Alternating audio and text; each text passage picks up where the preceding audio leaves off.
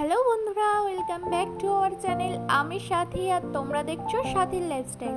তো বন্ধুরা, কেমন আছো? আশা করি অনেক ভালো আছো, সুস্থ আছো, আর আমিও বেশ ভালো আছি। আজকে আমাদের রেসিপি হচ্ছে রাইস। তো খুব সহজ পদ্ধতিতে তোমাদের রাইসটা করে দেখাবো। তো চলো আজকে আমাদের রেসিপিটা শুরু করা যাক। তো আমি প্রথমে গ্যাসেতে একটা হাঁড়ি বসিয়ে তাতে জল দিয়ে দিয়েছি।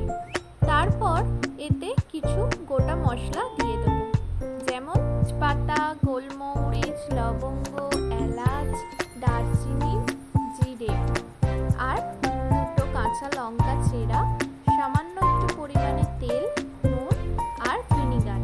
এবার দিয়ে জলটা ভালো মতন ফুটে এলে টকবক করে তার মধ্যে আমরা যে বাসমতি রাইস ভিজিয়ে রেখেছিলাম সেগুলো এর মধ্যে দিয়ে দিলাম। তারপর এখানে সবজিগুলো কেটে নিয়েছি, যেমন বাঁধাকপি, গাজর, পেঁয়াজ, ক্যাপসিকাম আর মটরশুঁটি। সব সবজিগুলো আমি ভালো করে কেটে ধুয়ে নিয়েছি। এরপর ননস্টিকের একটা প্যান নিয়ে নিয়েছি। তারপর এতে সামান্য একটু সাদা তেল দিয়ে আমরা যে সবজিগুলো কেটে রেখেছিলাম সেগুলো ভেজে নেব। তেলটা গরম হয়ে গেছে, এর মধ্যে দিয়ে দিলাম গাজর, ক্যাপসিকাম, বাঁধাকপি, পেঁয়াজ আর মটরশুঁটি। তারপর সামান্য মতন একটু নুন দিয়ে ভালো করে নেড়ে চেড়ে একদম ভেজে নেব। তো যতক্ষণ এটা ভাজা হচ্ছে ততক্ষণে আমার ভাতটা হয়ে গেছে। তো ভাতটা এবার ভালো করে ফ্যান ঝরিয়ে নিয়েছি। তারপর দেখো আমার ভেজিটেবলগুলো সব কিন্তু ভাজা হয়ে গেছে। তারপর একটু থালার মধ্যে ভেজিটেবলগুলো সব ঢেলে নিচ্ছি। তারপর এদিকে আমি ভাতের ফ্যানটা ঝরিয়ে নিয়েছি। তারপর আবার ওই একই ফ্যানের মধ্যে সামান্য মতন একটু সাদা তেল দিয়ে একটা ডিম দিয়ে ভালো করে ডিমটাকে ভেজে নেব।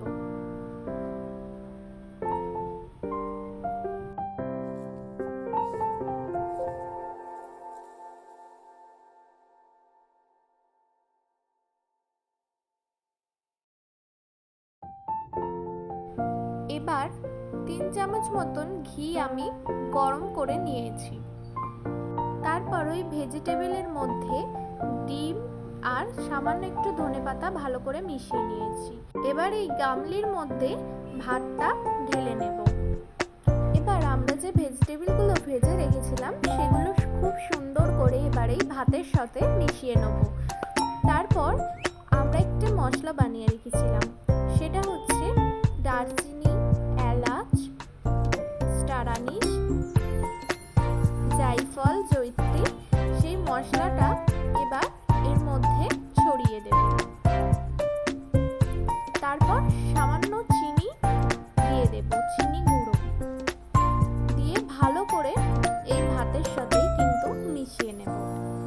সুন্দর করে কিন্তু আমি মিশিয়ে নিচ্ছি। তারপর কি, আমরা যে ঘিটা গরম করে রেখেছিলাম সেই ঘিটা এবার সেই হাঁড়ির মধ্যে ভালো করে হাঁড়ির চারপাশে ভেতরে লাগিয়ে নেব। এবার আমি যে রাইসটা করে রেখেছিলাম সেটা এবার এর মধ্যে দিয়ে দেব।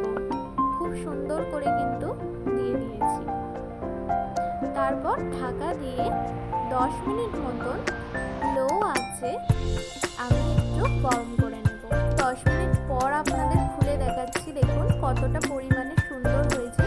আর এরম ভাবে করলে কিন্তু রাইসটা খুব সুন্দরও খেতে হয় আর একদম ঝরঝরে হয়।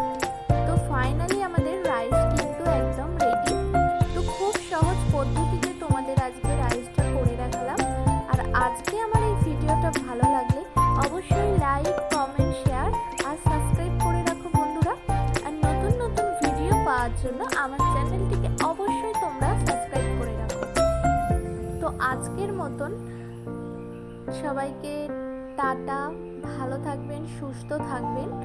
আবার দেখা হবে সাথীর লাইফস্টাইলের নতুন কোনো রেসিপির সাথে। তো আজকের মতন টাটা বন্ধুরা।